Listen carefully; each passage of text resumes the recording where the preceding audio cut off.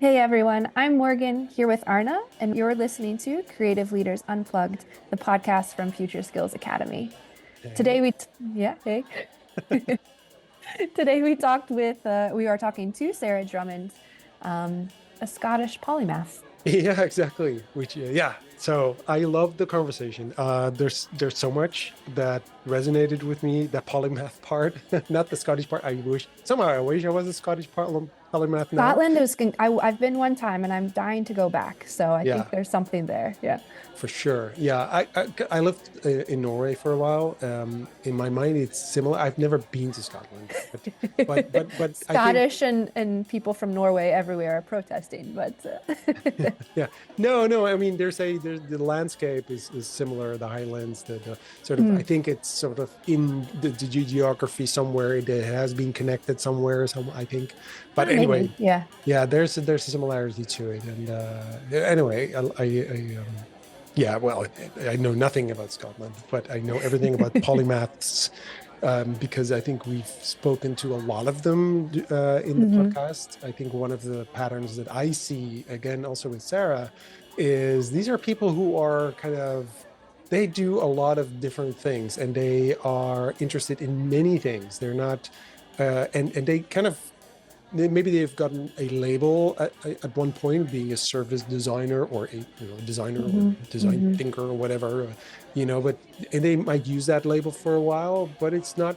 really who they are. And I think a lot of people are like that, Hmm. but people like Sarah, they really are actively exploring all these these layers that they have because and I think that's such an interesting kind of thing we're seeing with all the guests that we have. Definitely. Yeah. Yeah. And one of the things that I also liked about our conversation with Sarah is that she also talks about like not in the explicit words, but micro and macro levels, right? Like how are our designs or things fitting into systems? Um, Yeah, yeah, but then also basically doing it. yes, very much. Yeah, Very much. just Yeah. hands on, just doing it, not just for companies, but for herself. She's making films. She's creating this farm for help me vegan meat. Vegan meat. Yes. Yeah. Yeah. So, I mean, it's so interesting to people who are so she's a maker Hmm. and Hmm. yeah. So anyway, I love that part. Um, and we kind of skipped over one thing and I did it on purpose because I thought, because we had so much to talk about, but I, I'm still curious because she said I have about 7 jobs and in my mind, can I ask her to list all the 7? That's a lot. So we're like, because we're having so many other things to talk about, and Yeah. so I'm still curious about what the other jobs are. But yeah, yeah, we talked about skunk works. We talked Mhm. about speculative design, Hmm. language. We talked about school of protests that she needs to found. She needs to Hmm. be the founder of the school of protests. Yeah. Yeah. What else? Yeah. What, She was yeah. designing post offices as a young child. Yeah. Um, Love that. and I think those are yeah, also kind of about like not the evolution, but just how things are always changing and shifting. So the terminology isn't always necessarily the most important thing, but Yeah. yeah. Okay. And so, yeah, I hope you guys are also as inspired as I am after listening. Exactly. All right. Enjoy. Well, my name is Sarah, so I have a name that was given to me by my parents, Sarah Drummond.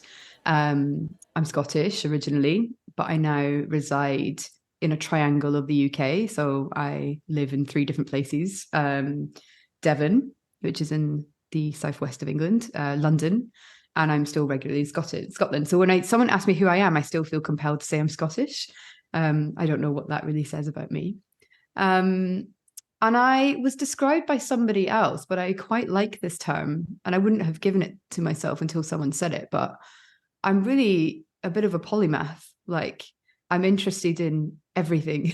And I'm interested in producing stuff and making things. And I have and I'm very not very good at switching off.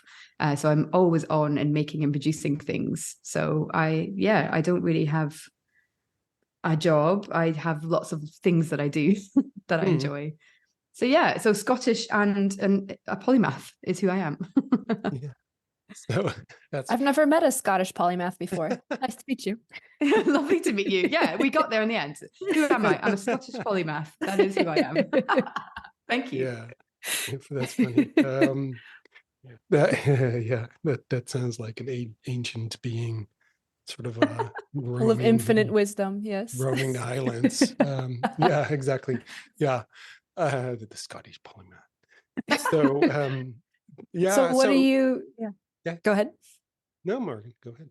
Well, I was going to ask what you're making lately, but then that could dive a bit more into work, but I'm more interested right now in who you are like as a person. So what are you interested in or getting your fingers in for yourself in terms of making and creating for Sarah's sake? Yeah.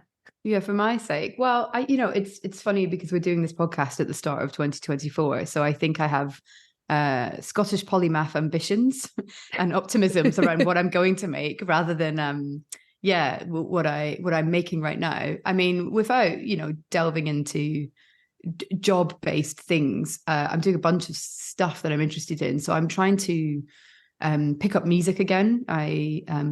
I've played music my whole life. I used to play in bands. I love music. I think if I could like take away my life I've had now, and I'm very happy with what I've done to date, but if I started again, I would do music and sound. So what I'm doing right now is I'm whilst I'm trying to re-pick up these kinds of hobbies and interests, I am also renovating a farmhouse in Devon.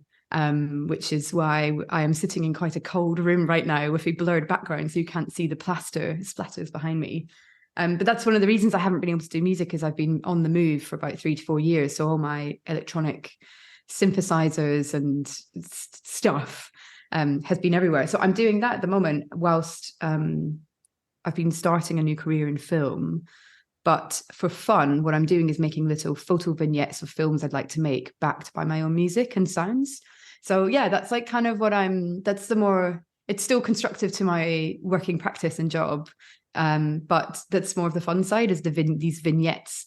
I want to get like these kind of feelings of what films might look and feel like before I jump into writing a script or constructing a pitch for funding. I just want to make these little postcards. So that's kind of my fun, joy at the moment. I wonder, because you used the word hobby, and so what you're saying resonates with me a lot. By the way, I play music. I have lots of synthesizers and stuff too, and guitars and what have you, and been playing in band most of my life. But I always have a problem with hobby, because I'm always like, if someone. So there was a moment when we were playing in a band, and it wasn't really going anywhere, to be honest. I don't know if we were probably not good enough or something. Anyway, but we still have this ambition. And then at one point, our drummer said he really liked rehearsing and playing in a band because it was such a great hobby. And he used the word hobby, and that was the moment we basically kind of stopped the band, and we were like, we are his hobby. We are the drummer's hobby. Oh my goodness. I cannot be anyone's hobby. This is serious. And that's devastating.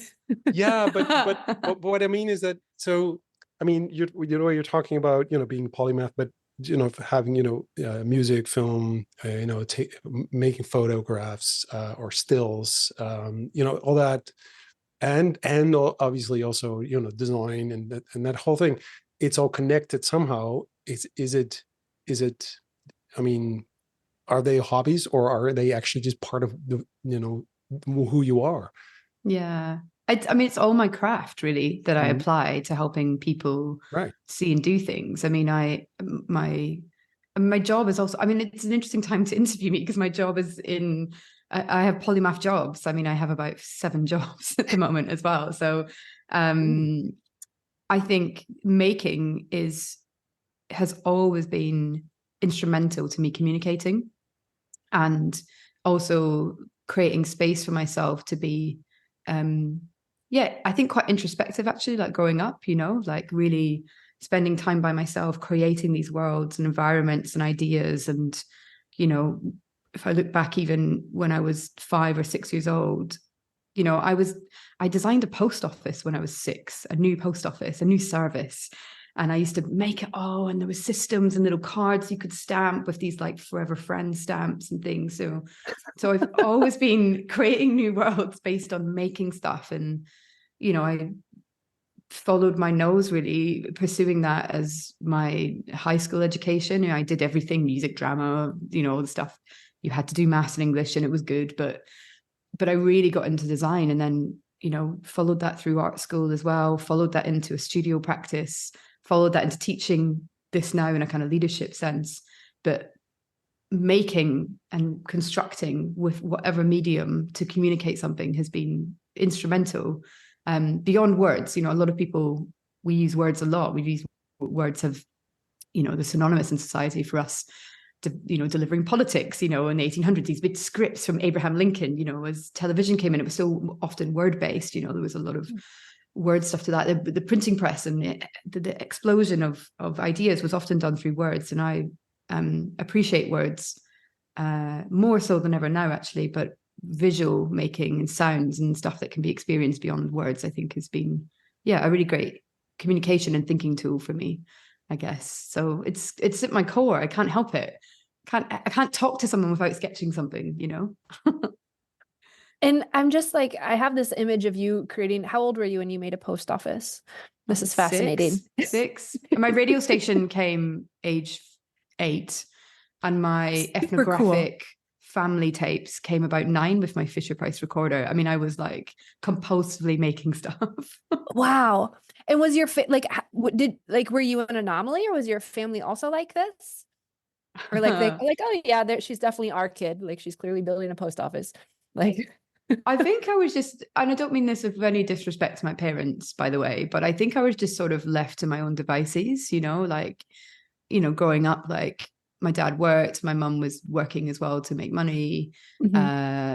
We, you know, just had to get on with amusing ourselves, right? Like, and then my mum was a single mum for a while, and, you know, then she had to work and she went back to university in her late 30s. So yeah, like we had to amuse ourselves, you know, and what better way to amuse yourself than to make things, you know? I think all kids do that. They make and invent games all the time, you know. I think it's innate. I think what's interesting is, or what I'm fascinated in generally, is like when we take away that making essence around about the teenage years, and there's some of us, I think, that manage to hold on to it somehow. I'm not sure why or how, but some of us grasp it and say, actually, this is really cool, I'm going to keep at it. But for a majority of people, I think that's actually taken away a lot. Yeah.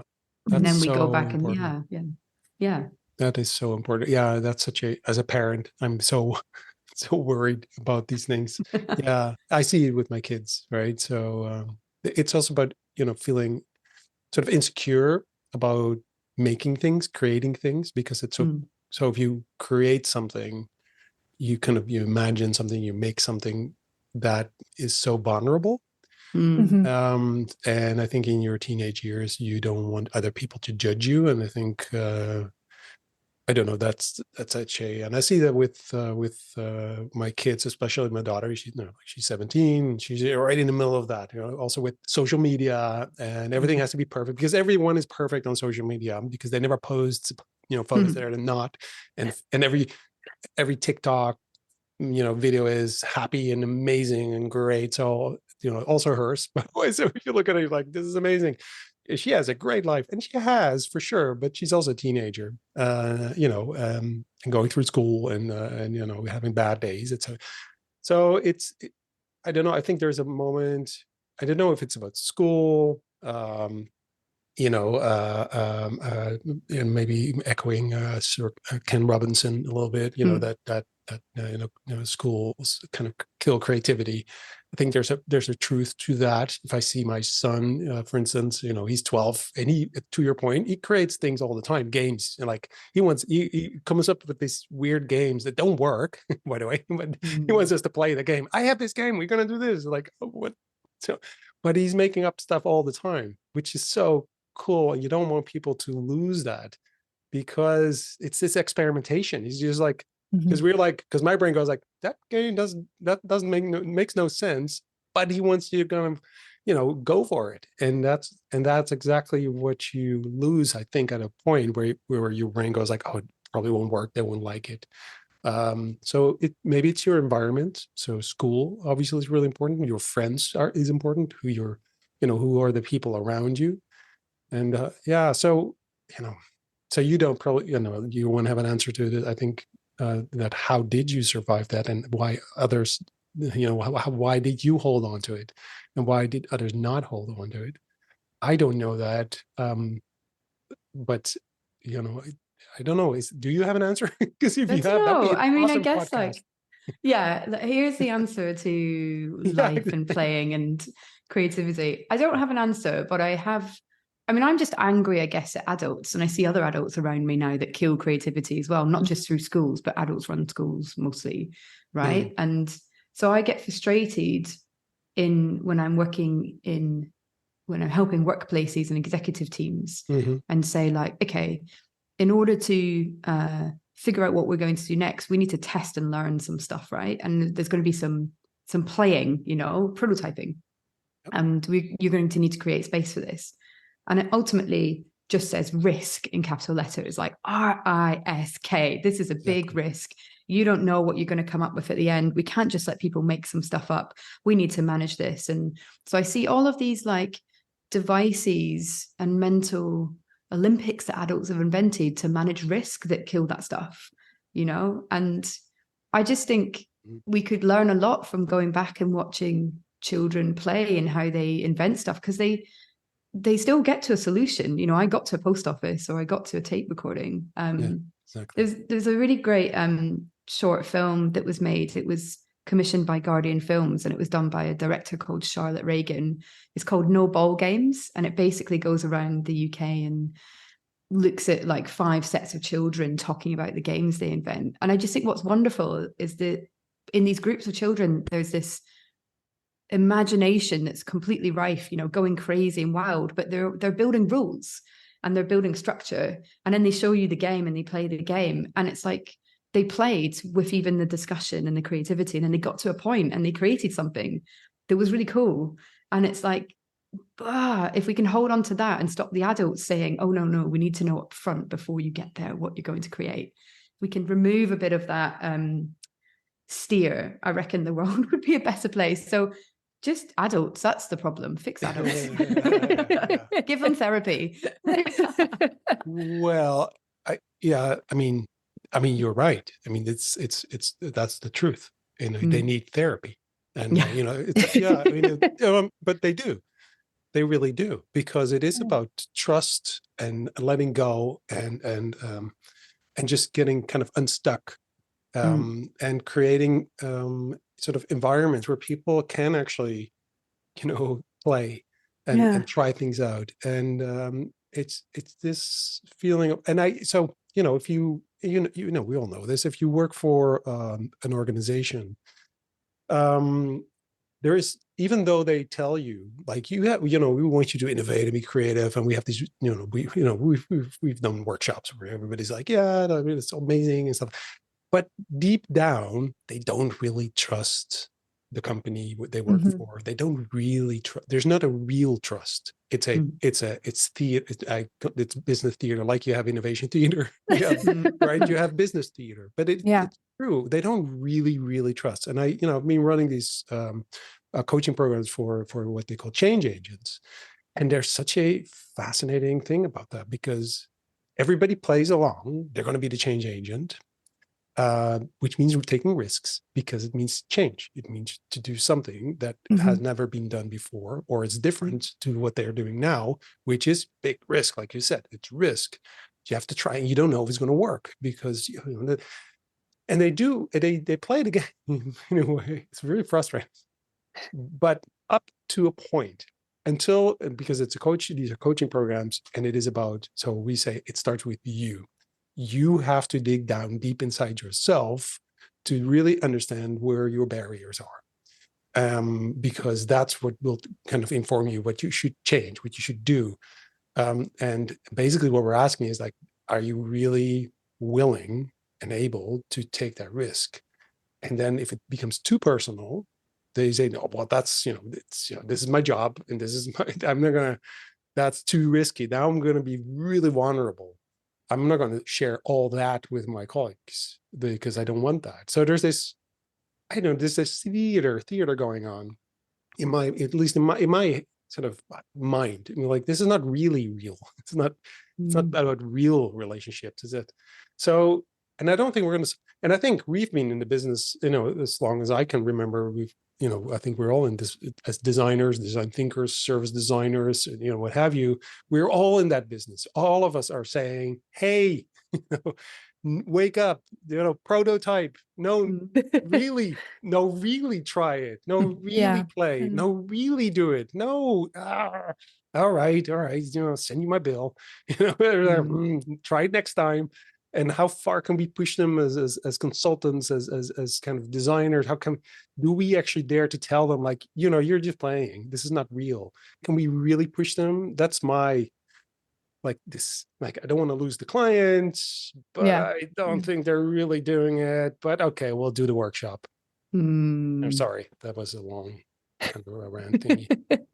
No, I mean, I think it's like, it comes back to what you want to do with, there's what you want to do with the client, and it's what the client is capable of and what they want to do. I mean, there's a few just like thoughtful responses to what you said there I thought was really interesting. Like, just coming back to risk, I mean, the word risk is something that I use is like, it's my main currency actually in getting executives, to really invest in wanting to think about making change. Like, that's my currency now these days. It took me way too long to realize that, but that was a really useful currency. So, I've used legal risks, not meeting the law, to get organizations to start thinking about changing what they do, and innovating, or at the lowest level, making the stuff that they do accessible to people, to the large amounts of people who need more accessible and inclusive services and products. So you've got that side.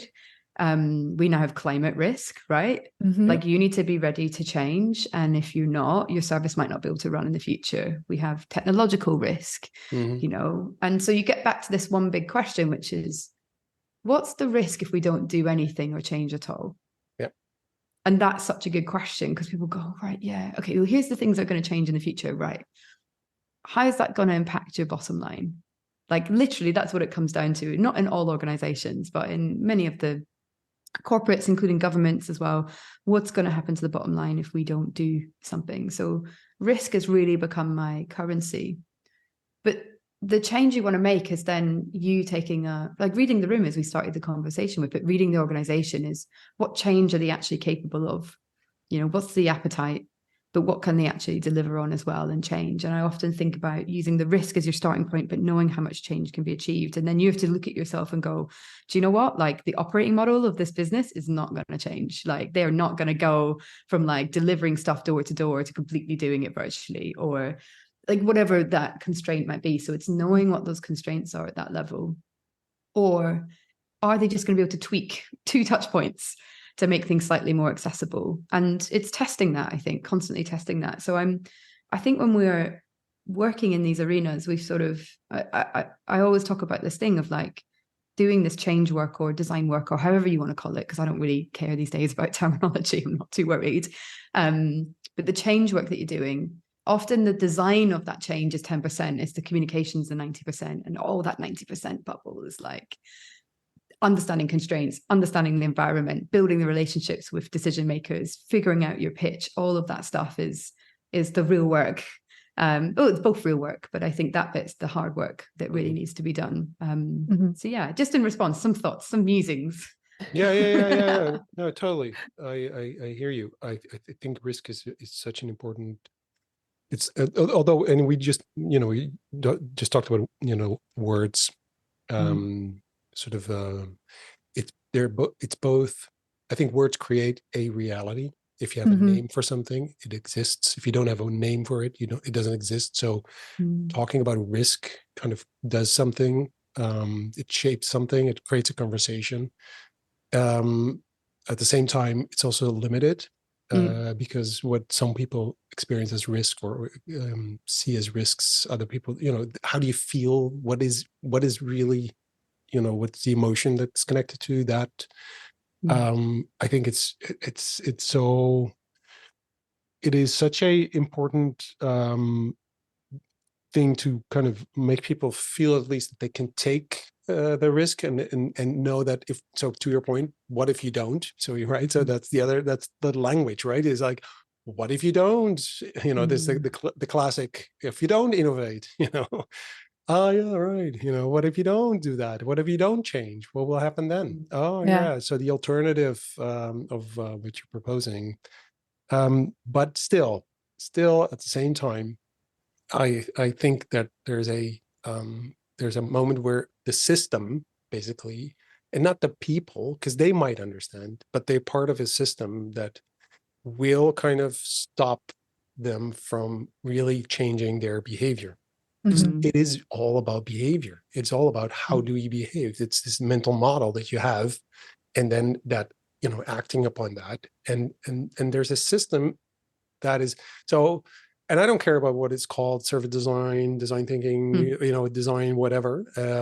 That's really not important. So I think there's also that evolution going on, that there's this, we're part of a community, I think, that has been kind of playing around with this and thinking about this. And, certain things are now, like to your point, all of a sudden you're like, wait a minute, risk, that's my currency. So we're part of that evolution. I think that's happening. But what do you see as a sort of if you look sort of throughout your kind of your career up to now, as a Scottish polymath, roaming the islands. Sorry. What do you see? Do you see that evolution? Do you see, not just in yourself, but also in sort of the, in the world that kind of where you kind of work in the communities, or do you see that evolution going on? Like an evolution of terminology and expansion. Terminology I'm trying to kind of get a sense of, for myself, like there's always something changing, right? So we are having discussions around terminology, and it is confusing and fuzzy and doesn't make sense. And this is just language and words, but there's more. I don't know. Is there? Can you kind of? Yeah. I mean, language is. Oh, it's so useful, and yes, it's unuseful at the same time. And I guess for the vast part of my career, it's always interesting how other people might label you, except for being a polymath, people would probably think of me and service design quite specifically, I imagine, because the studio that we ran was called Snook and was a service design studio. But to be really honest, behind us applying a lot of our thinking to services was just design thinking, was just being designers. And beyond it being design thinking, was just a bunch of people who used to make post offices and tape recordings going, what's the problem you've got? Or what future do we want to create? And let's try it out and see if we can make it. And make it being the really, like, the quintessential word in that. You'll come back to that. I was actually looking at a presentation I gave yesterday, not because I watch presentations I give regularly. I was just so brilliant. Yeah, I'm so good. Look at this one. I thought of athletes, like watching their tapes to learn. So right, yes, yeah. No, I was actually sending a video of like what is service design. A talk I'd given. I was like, you should watch this because it's a much more articulate, thoughtful way of me talking on the phone to them. And there was a quote actually I'd put into this presentation I totally forgot about, but it was by probably like another polymath author called Peter Drucker, and he said, the best way to predict the future is to create it. And I'm glad I resurfaced that quote for today, because and just for using again, because I think that's how I've always thought. It's like, or the Buckminster Fuller quote, we're born to be architects of the future, right? Like we are creating what comes tomorrow. So for me, on a personal journey, I've just always felt that, and whatever medium is useful, we create it. But I think what I have seen in my career is a distilling of design thinking into service design becoming the vehicle for many people to attach themselves to as a community, as a set of methods and practice, who were not necessarily looking at services, who were making stuff in order to make change. And where I think where we've got to with service design, if I'm really honest, is perhaps a little bit of the imagination being lost, and a real intent focus on doing a bit of painting by numbers and a lot of the steps correctly. And when I'm doing my training with like good services, the School of Good Services, I'm always trying to get people to reconnect with that imagination of what's possible in terms of what they can create, and bring back the sort of design prototyping and making skills to apply it to stuff. And I think one of the reasons that I took a sort of sidestep from the industry and left Snook was because the commissions that we were getting, the briefs we were being given, I mean, beyond my wildest dreams when we first started Snook was, way more money, way bigger opportunity, but the opportunity was already predefined as, we want you to do service design and we want you to deliver these core outputs, journey maps, personas, a strategy roadmap. And actually it wasn't really about the outcomes, it was about the outputs. So I feel like as a discipline, I'm sort of sidestepping away from it in a sense, not completely, but assimilating myself with some of the industry, because I feel like the commissions I was getting were just really boring.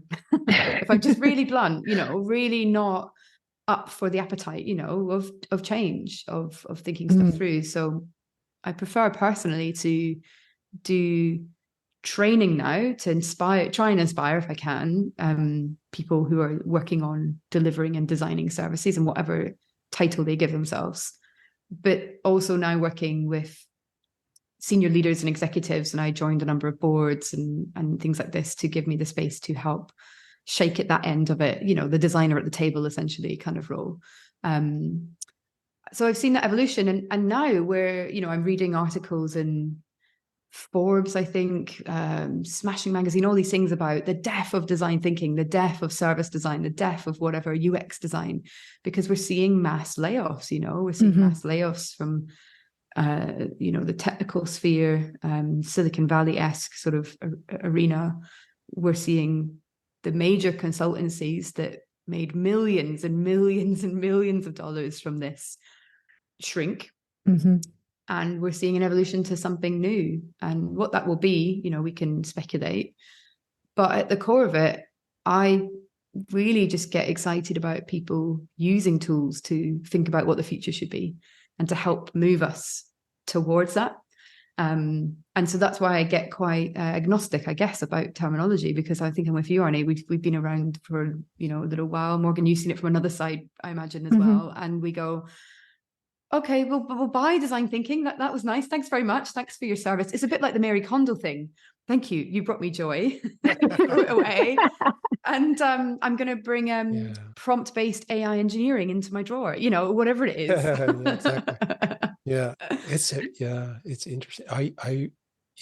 No, sorry. I'm like, because there's such a topic that I'm, not struggling with, but kind of really interested in and focusing on a little bit and thinking about all the time, because there's this moment where we go like, are we, because I don't think the sort of design thinking, sort of this creative problem solving is going to go away, because it's been with us forever. Before it had a name, we still did it. I think there's something about design which is interesting, and I'm actually trying to kind of write something about this, sort of the origin of design, as design, sort of the word design, a designer, instead of being a crafts person. So you have a craft, but then science and art and engineering basically being the same thing. And, and then all of a sudden there's designers. That's quite a new thing, really. So, so there's this, I think if you zoom out, there's probably an even more interesting kind of evolution taking place, where design basically tries to kind of find its way back where it's always been, being sort of a scientific method really of trial and error. Just try stuff out and to your point, play and try, and that's what they do in laboratories. I hope, at least. I mean, how else are you going to find out the new shampoo? Hey, right? But that's right. And then there's this whole huge organization to build around the core of all these businesses, which is trial and error. I think always, I think, I'm just going to say that. I can't, top of my mind, I can't come up with any business that has not kind of its roots in trial and error, because that's how we learn things. That's how we learn things. So then we built this whole kind of structure around it, which kind of starts managing that and then manage it to death, basically. And then these companies collapse, and then something new arises, starting with trial and error, just playing around, and it becomes really big. And then we think this is forever. Google's going to be with us forever, and no, it's not, and they're going to go away again. But I think there's something around in that kind of going from chaos to order, somewhere there is this creativity that we have, this, being the polymath that you are. I don't think everyone will be that polymath, but I think we all have those elements in ourselves, in our lives, because we have to solve all these problems all the time, the whole time. Doesn't mean we're going to be these crafts people, but I don't know, there's something there in that mess. And I'm thinking of like the nature of being like reactive versus proactive, because you were talking about being architects of the future, or the best way to predict the future is to create it. And a lot of design has been reactive, right? Here's our big glaring problem. Let's use design to fix it. And so it's kind of, and you were mentioning all the layoffs, and that's just undergoing this huge shift, and the world is changing and developing so fast that it's nearly impossible to continually react to it, right? So much is happening that you just have to tap out at some point and say, I'm only going to focus on this small area now because I can't keep up with the rest of it. And so I'm also wondering how much of a designer's roles are going to shift towards being more like future focused and more proactive. And okay, population distribution is going to be a problem, but let's not focus on the current state, but let's design the future state. And of course, this is already happening, but overall, as a design practice, I'm super curious to see, and if there's going to be money in this, because as you mentioned, Arna, like everybody's managing and mitigating risk, and they want to be sure of their trial and errors and that they get their money. And it's a super interesting thought about where will designers play in the future, as we need to create new things, and the word things being very ambiguous, but not just products or services, new company structures, designing new ways of company structures, new economic models, new policies, new land ownership models. There's so much to be designed that is not necessarily where designers have typically played with, although there are lots of really fascinating, interesting examples of designers being involved in policy and designing these new models. And it jumps back a bit to what, I think, Arne, you were alluding at, which is, everybody is creative, or has creativity within them, and everyone has ideas. I think for me, where design plays a role in that, it's not that, let's be clear, designers will not save the world. Designers are not all designers are schooled in great economic models or great land ownership models or great new ways of thinking about migration, etc. They are not experts in everything. They will not save the world. However, what they are good at is doing only what you said, which is providing a process for us to test and evaluate different ideas of solving the common problems that we've seen. But, I think the big elephant in the room here is that it's very difficult to design what an emergent system of things should look like when you have massive constraints in the dominant system that overlays us today, which is capitalism, and that is so dominant in the way that we think as individuals, as society. And when we are designing, we are briefed under the roof of, number 22 capitalism road. The roof is here, and it is defining how we think. So we need to find a way to create spaces and places for designers to be alleviated from that roof, you know, and from that dogmatic thinking into exploring what this emergent system looks like. And it, you know, when I used to coach some people at Snook, or, you know, people that I've just helped over the years and sort of teaching, I'd always come back to two different models. So one is the Berkana two-loop model, and that talks about this dominant system, this kind of overarching system. And there are people designers doing work in that system, which is great, making services more inclusive and accessible, making stuff work slightly better, making sure, you know, we can get vaccinations delivered in the right way, you know, in the dominant system. And that work is good and it is needed, because the world is not designed well as it stands under the dominant models. But then there are designers who are looking at the emergent system, and, you know, you have great companies, to name a few, like Superflux, for example, Anab Jan's work. You know, they're looking at, they're using speculative design practices or formats of speculative design to articulate what the future might look like.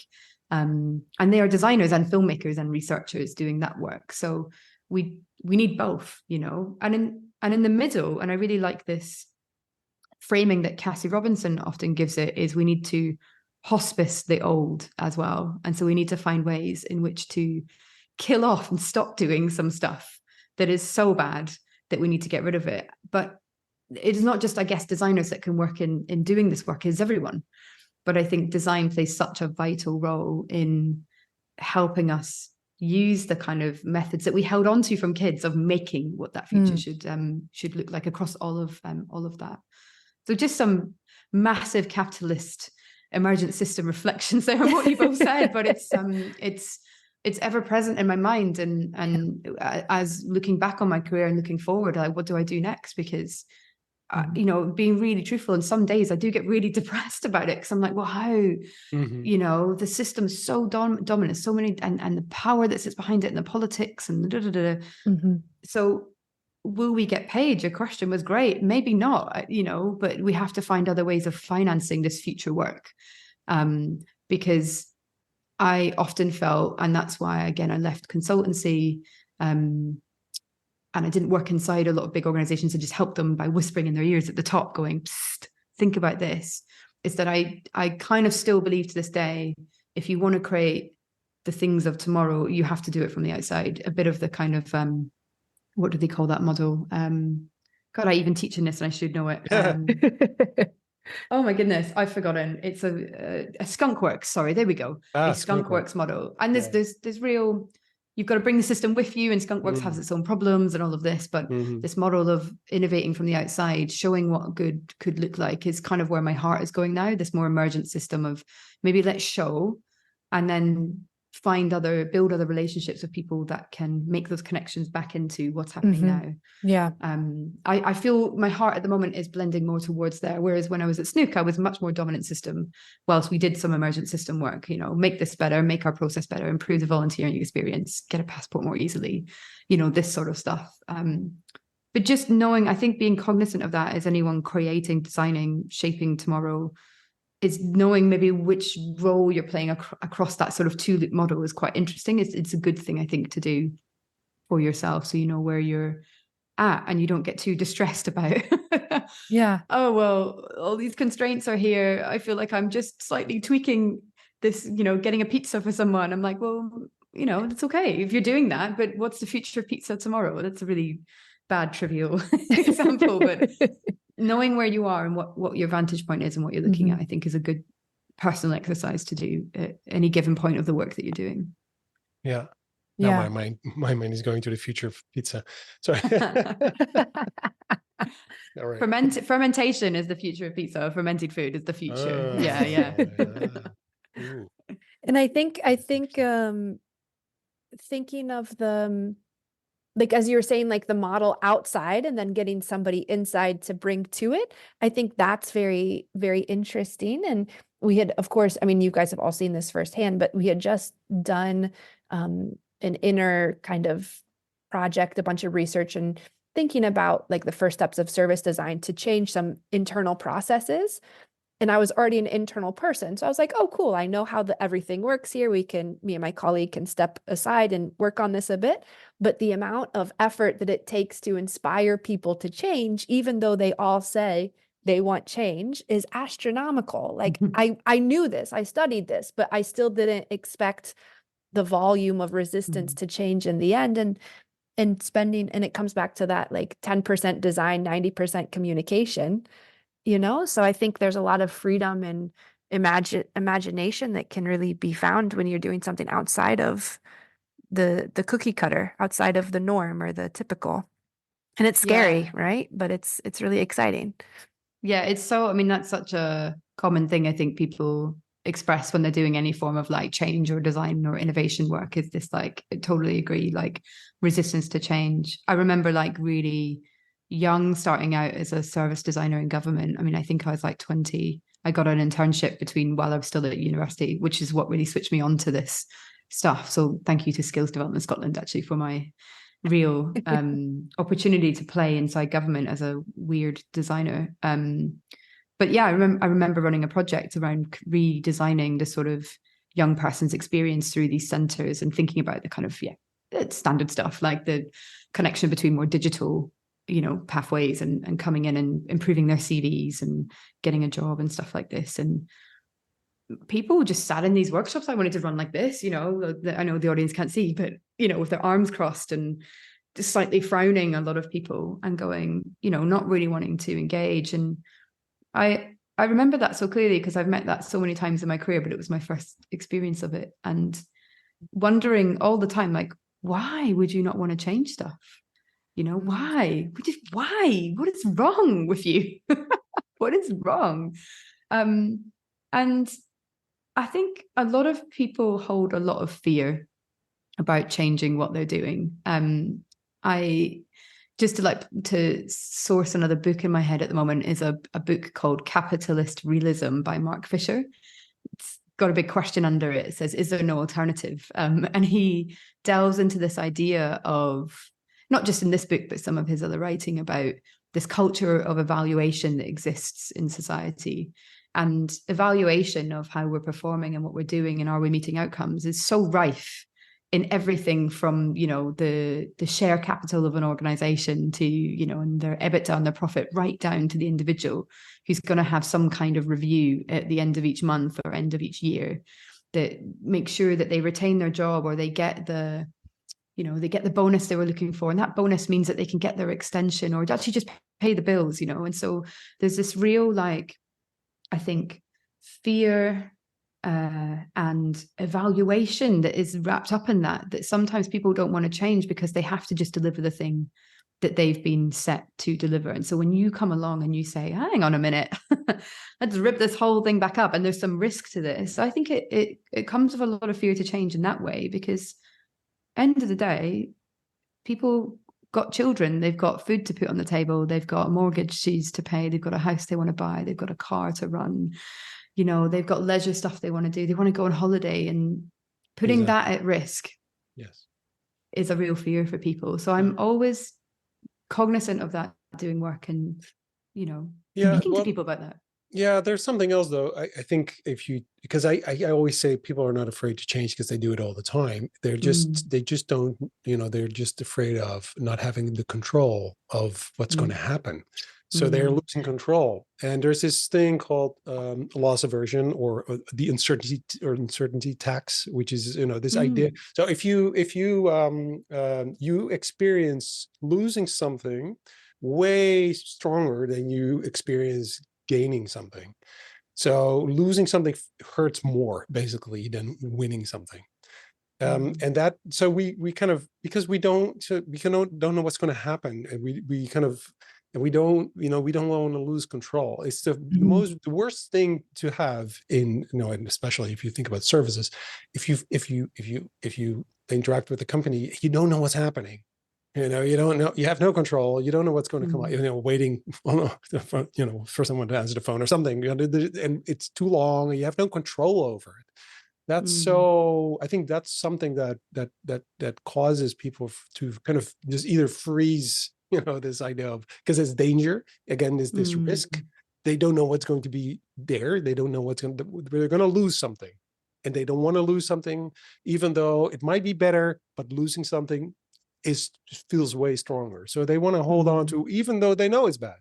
But it's so the gain, sort of the winning, whatever they win, whatever the alternative must be a lot better. Must be, it's not just a little better, but a lot better. And then then they might change. And I think that's part of the psychology think of it.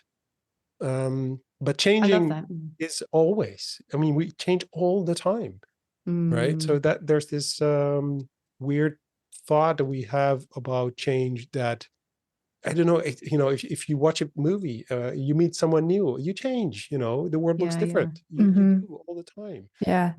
All these micro ways. Yeah. Yeah, definitely. And I was going to say, I think when it's explicit, like you are about to change now, right? It really makes us stop and reevaluate. Do I really want this? Things will never go back how they were. And yeah, exactly. And so, but this idea of if you think about it in that way, that there's this feeling of, and look up loss aversion. If you think about the fact that people experience losing something, whatever it is, way stronger than winning something. So it's just a psychology thing. It has something to do with survival. It has something to do with basically how our brain functions. And so it is it's an individual thing. It's a personal thing. It's, so that's the other thing. Like exactly to your point. Like I have kids. I have a job. So I remember doing many years ago, I was doing this workshop, and we were creating sort of an idea for this company. This is the beginning of electric cars, and so people needed to kind of find a way to kind of charge their cars and recharge their cars, and there's a company, and they were creating these basically, I don't know what to call them, these things, that these sockets you can plug in your car in front of your home. Okay, and so they were selling this. It's an emerging market, a new market, and we were doing this workshop. But the outcome of the workshop was basically that they had a sales department and they had a customer service department. When you're not a customer, you get into you phone the company, you get the salesperson. The salesperson would have I don't know, 4 minutes basically to talk to you, basically, because they were on the clock, and they had to have I don't know how many conversations each day, but they were measured accordingly. So anyway, so they had 4 minutes, and then they had to hang up because they weren't selling you anything. Some kind of a logic was in place. Anyway, then if you would buy one of their products and then you would phone them, you go to customer service. They had all the time. They care for you. They would because they had all the time for you. So that was basically how they set up their service, if you will. And so the conclusion of the workshop was, basically, you should send everyone always to customer service, because it was beginning, people were doubtful. They didn't know how to deal with that because it was all new. They might be the first person in their town to have an electric car. And so they had all these questions. They needed time and attention. And so that was the conclusion of the workshop. Our client was basically the sales manager. And so he said, that's my department. That's my people, right? So that's basically, that's not a thing. And this is not but we've had more of these sessions, where we had a session around embassy. There was a new Dutch embassy going to be built in the UK. We had a workshop with the Ministry of Foreign Affairs, and the conclusion of the workshop was, we actually don't really need embassies. The guy who bought the whole thing was there too. He said, I already bought the whole thing. We paid millions. And the conclusion was, why do we have an embassy in London when actually the connection is direct between the prime ministers, and there's no need for it, except maybe from getting a new passport when you're lost or something. You don't need this huge $1 million whatever embassy. So there's this, that sort of, to me, was sort of especially in the beginning of when I was dealing with service design, like, what it's way bigger. Everything is connected, and And so the system is so important. They're not going to do it. Nothing happened. I've done so many workshops, and with me, I think everyone who ever is being busy in service design, especially in the early years, done so many workshops with so many amazing outcomes that were never going to go anywhere. That was my frustration, where I went like, I need to make impact. I want to make a change. I want to make a difference. I think I should make a difference. To your point, when you teach, you reach, someone, you change a person, you give them this new way of thinking, or this little tool that we're like, oh, that's so useful. Or the liberty, the freedom, or the this that they're allowing them to kind of play, and there's like, oh, this is actually really useful, I can try something, or whatever. But then you make a big difference, and that person will change someone else, and they will change other people, and they will change. So to me, it was like, I think you should go through coaching and teaching one conversation at a time. I think that's a better path. And maybe that's where we as polymaths or creatives or designers, and that's because not all design, I mean, you have craftspeople. My wife's a graphic designer. I mean, she doesn't care what I'm talking about. She's like, oh yeah, right. Yeah, I'm just going to make beautiful things. And like, oh, I'm so jealous. But anyway, but people like us, maybe that's what we do. Maybe we are kind of those people that are trying to find that space where we can really make that change. And we tried this approach, and we tried another approach, and we tried multiple approaches, and it doesn't matter what it's called. It doesn't matter. We kind of say, okay, what is it now? What's it called now? Depends what you're doing, I think. I mean, it's like I was talking to someone the other day about like fundamental, like really like books that changed my thinking when I was younger, and gave me a sort of thought about, if I look back on my work, but my polymathness today, what really inspired me, and it's not a design book. I very rarely actually give people design books to read. There's a couple I always recommend, but this book is it's a catalogue by Jean Sharp called 198 forms or ways of non-violent protest. And he basically studied protesting around the world and then brought together almost like a pattern library, a pattern language of different ways of making change. And that's always hugely inspired me, of ways in which anybody can be creative about making change happen, from the fundamental basics of going on a march and protesting for something that you believe in, to staging a walkout, to blockading something. We're seeing this in relation to some terrible atrocities around the world right now. And people are applying all forms of non-violent, protest to this. And I was inspired because it was like, I think one of them was worded something like redesign a system, redesign it, or which is what I'm doing now, make a film about something. So it's, or teach people. So I always really loved this book because it just gave me so many ways of thinking about different ways you can make change that don't require you to be like, we have to do this whole process. It's just like these different ways, and that you don't need to be, as you said, Arnie, like wedded to one. Throughout your time, you figure out what's the best way to affect change. And, as I said, there's lots of really difficult stuff happening in the world right now, and people are trying these different methods to see what's going to take center stage on this. So, that book like really inspired me to just be open to whatever method, whatever way to get to the destination we'd like to take someone to, whether that's just a new vantage point or whether that's actually changing something. There's lots of different ways to do it. And that's kind of the school of doing that I probably subscribe to these days, rather than, I guess, one specific community methodology. I'm interested in them all. If you could have a school that, I don't know, you could teach your disciples your way, like what things would you want your school to be known for? Or like the people who graduate your school come out more like this? Such an amazing question.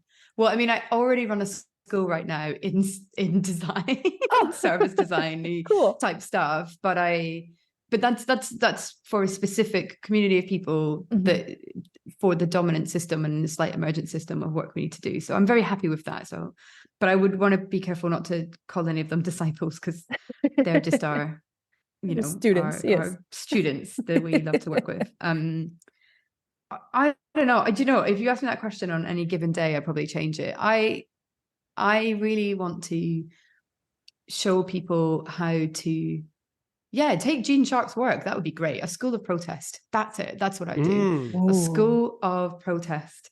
And, you know, bring people like Gene Sharp's work in.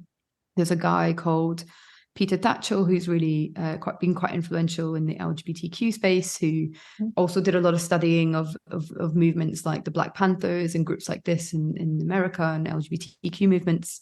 Helped set up UK's first Pride group and Gay Liberation Front and all this. You know, that watching his work is amazing. So studying people and protest, and then thinking, how can we take what was done there and learn how to apply that to change, I think would be super cool. Yeah, that would be really cool. I'm going to have goosebumps. I'll be there. Yeah, me too. I'll sign up to the school for sure. Yeah, that's awesome. So we had a minor. I won't name any names. But we had a minor that was attempted to run called Creating Business Anarchy. And we were like, this is brilliant, right? Like, we're going to have to exist within typical business frameworks, and then how can we start to create anarchy, not for the sake of anarchy, but for the sake of change, because it's obviously relevant and necessary. And somehow the higher ups did not approve that. So that was... It's difficult because you said it and I'm like, that is so cool. And in some way, like, I have a remain nameless friends, but a regular conversations with, and we kind of have these like, hopefully I can say this, like, fuck it design conversations. We're like, fuck it, what if we just took Bitcoin and smashed the hell out of this bank?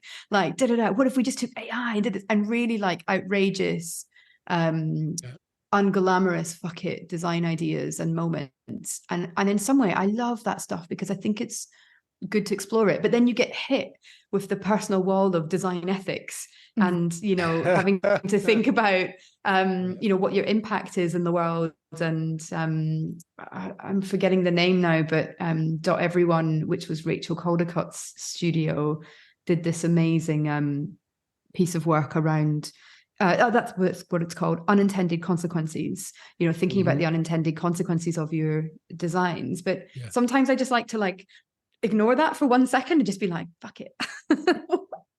Anarchy, what would it be? But, you know, we know anarchy doesn't always work. You know, it's got its downsides as well and its upsides. So yeah, I think a school of protest that was anarchic, yet met its wall of ethics would be really cool. Oh, cool.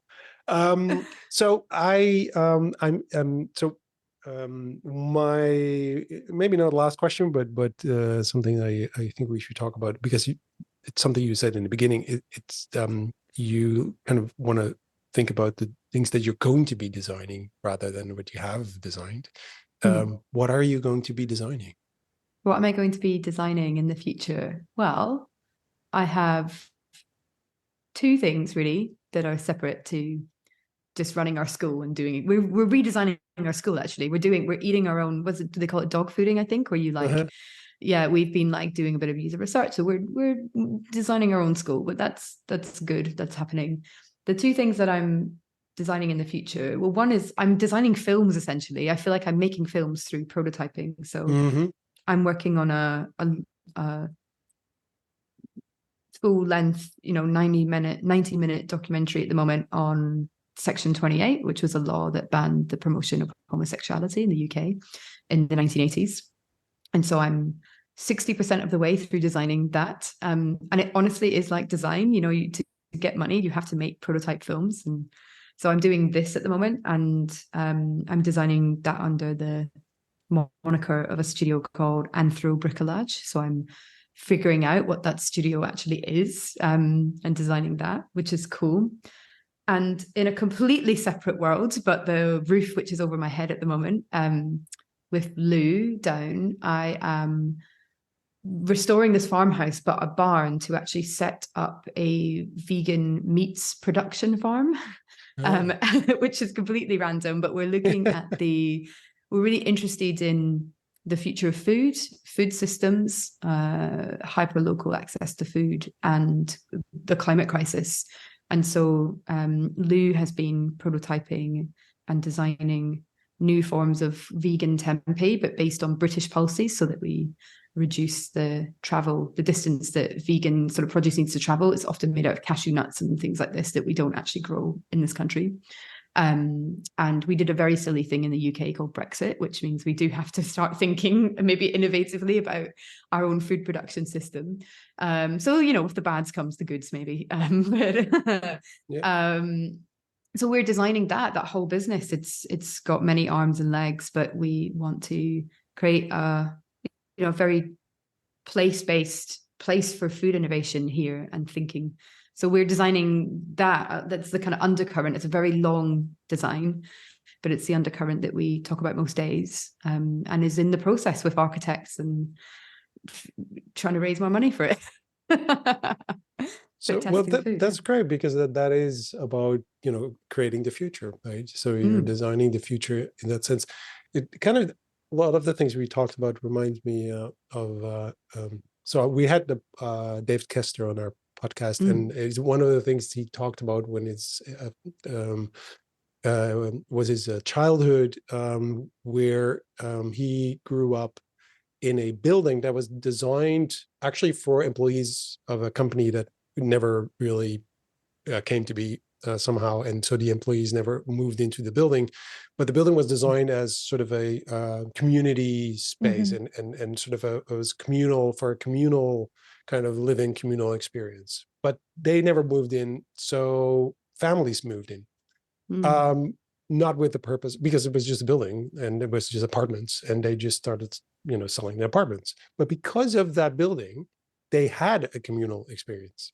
And so this idea of, you built the building first you do the architecture, and that drives behavior.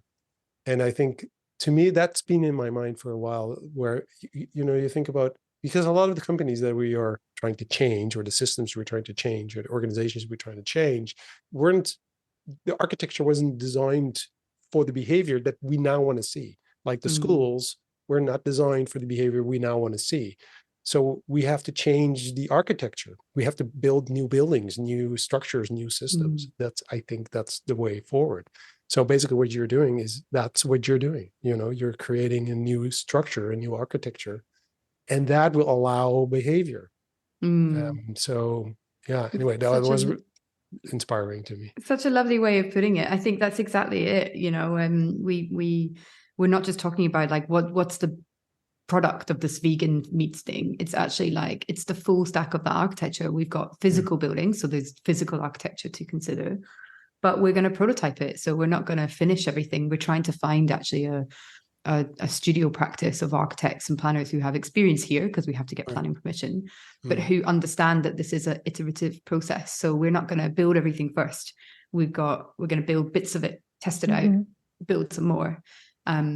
And then structurally, the architecture of the business structure, I don't just want to set this up as a limited company, where there are shareholders. We have that now because we have to move money into it to spend on building. But what does it look like if we have an oven that's owned by the community, and there's maybe type B shares, it's a KIC, a community interest company, it's a social enterprise? Like, what is the model? So you're absolutely right. We're fundamentally trying to think about all of these things at the same time as we progress one or the other. It's like, okay, cool. Well, then how does this work and stuff? So it's hugely exciting. But the effect, so the result is behavior.